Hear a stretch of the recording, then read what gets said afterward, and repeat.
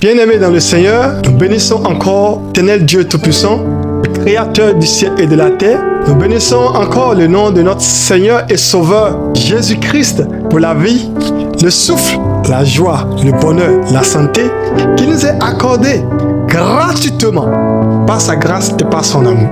Alors une fois encore, nous nous mettons à table pour écouter sa parole. Mais avant, nous voulons humblement et respectueusement saluer tout et chacun de vous qui nous suivez, encourager, qui nous soutenez.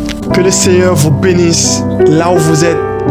Nous voulons encore saluer humblement et respectueusement les aînés dans la foi, ces hommes de Dieu. Je veux parler des pères dans le ministère, des personnes de valeur qui chaque fois ne cessent de nous envoyer des messages d'encouragement, de bénédiction, de prier pour nous. Merci beaucoup, chers aînés dans la foi. Que le Seigneur vous bénisse. Je prie longue vie à chacun de vous dans le nom de notre Seigneur Jésus-Christ. Je ne terminerai pas sans apprécier la valeur de mon père spirituel, celui sur qui je suis actuellement, l'évêque Ken Enyedje Messon. Je remercie beaucoup le Seigneur pour la vie de mon père. Merci beaucoup, au nom puissant de Jésus-Christ. Amen. Bien-aimés dans le Seigneur, le titre que nous donnons à notre message du jour, c'est « Le plan B est-il toujours bien ?» Face à cette question, sur ce titre, nous allons prendre l'exemple du comportement de Pierre dans la Bible. Je vais vous narrer un peu l'histoire avant de vous lire.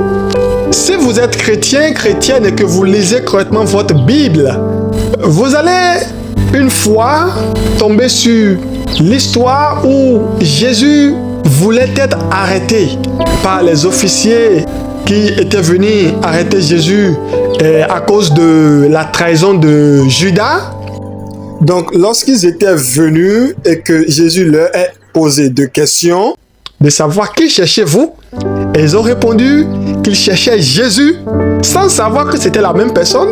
On note en bas que Pierre, en voulant défendre son maître, en voulant défendre le Seigneur Jésus, Pierre a enlevé un couteau de sa poche et a coupé l'oreille de l'officier.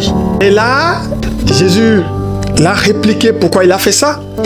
Et Jésus a replacé l'oreille à sa place. Ok, chers chrétiens, je vais faire sortir une révélation par rapport à notre vie, les chrétiens de maintenant, dans l'église. Le plan B, Jésus n'était-il pas puissant? C'est ma première question. À toi, chrétien qui m'écoute. Jésus n'était-il pas capable d'aveugler ces officiers qui étaient venus pour l'arrêter?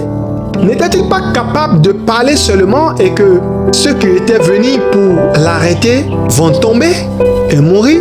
Oui, Jésus pouvait le faire. Maintenant, observez ceci. Jésus a voulu, parce qu'il savait déjà le processus, parce qu'il savait déjà ce qui allait arriver concernant son arrestation.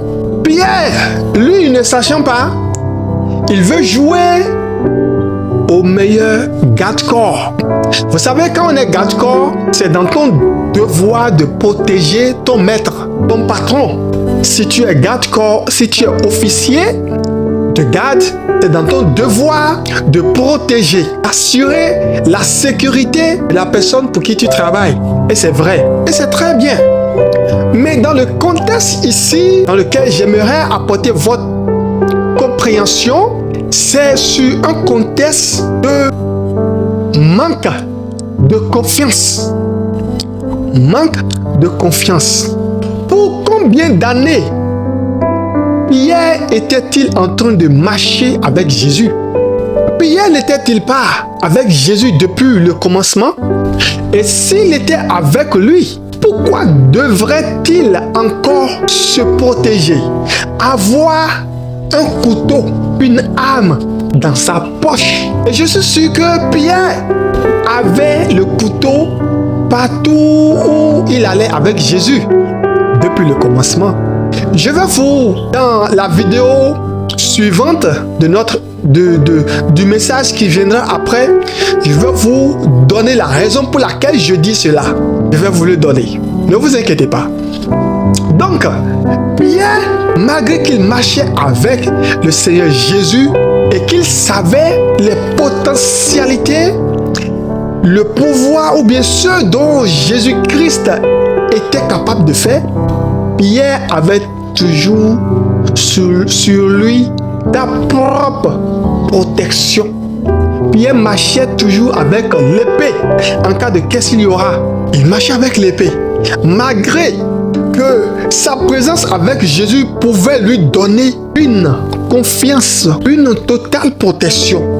Bien-aimé, le message que je veux faire sortir à partir du comportement de Pierre, c'est qu'aujourd'hui dans l'église, nous avions des personnes comme Pierre, des chrétiens, chrétiennes comme Pierre.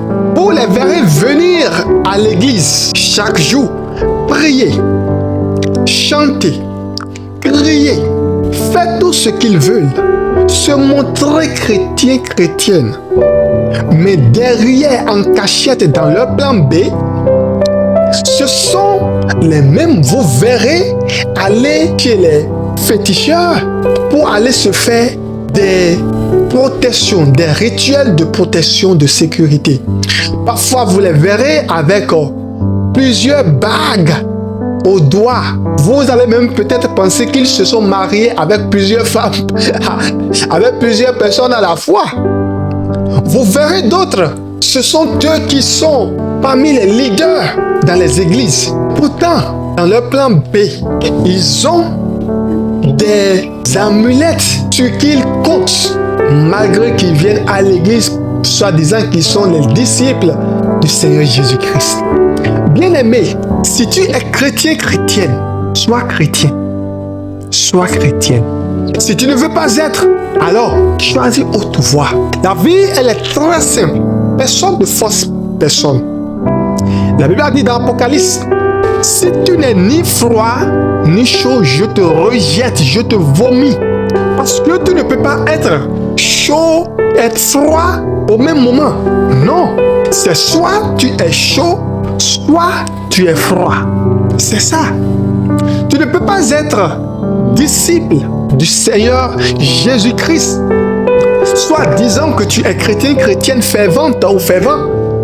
Et c'est toi qui viens à l'église. C'est toi qui fais partie des leaders, des anciens de l'église.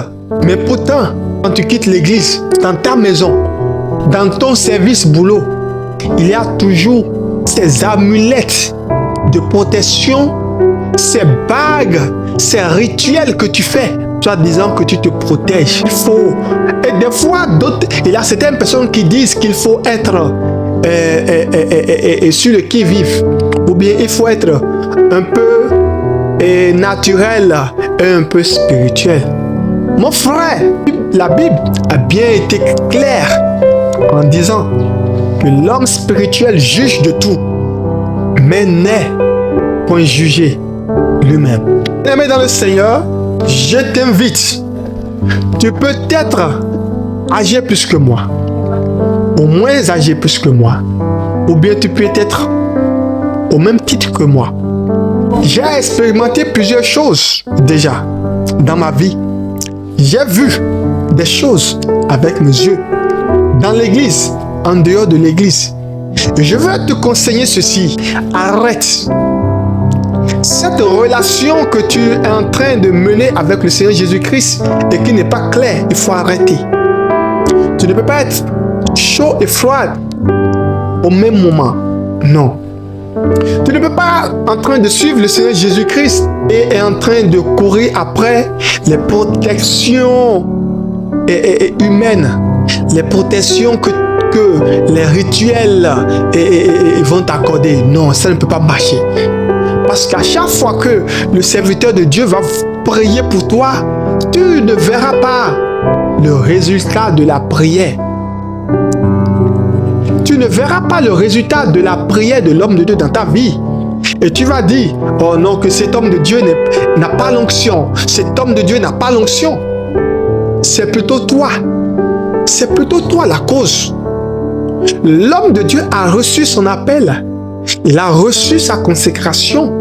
Il a suivi le processus pour venir te bénir, parler dans ta vie. Alors si la parole, la bénédiction, les prières du serviteur de Dieu auront des faits, vont prendre des faits dans ta vie, cela te concerne aussi. Cela concerne la manière dont toi-même tu te comportes avec le Seigneur Jésus-Christ. Est-ce que tu n'es pas faux avec le Seigneur? Pose-toi cette question. Le plan B, est-ce que ça marche toujours? Est-ce que c'est bien? Est-ce que c'est toujours bien? Le plan B dans ce cas ici n'est pas bien. Tu ne peux pas en train de suivre le Seigneur Jésus comme Pierre et avoir l'épée. C'est vrai, l'épée pourrait être utilisée pour autre chose parce que Pierre était aussi un pécheur. Voilà. Et peut-être que ça lui servait quelque part d'autre.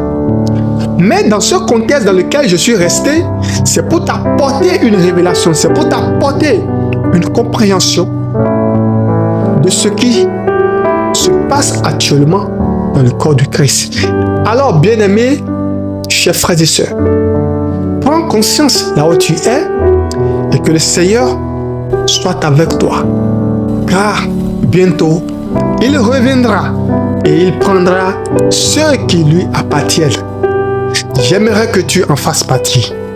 Amen. C'était la voix du révérend évangéliste Gerardo Florus de la Royale Maison d'Adoration, Royal Worship House. Que Dieu vous bénisse. God bless you. Amen.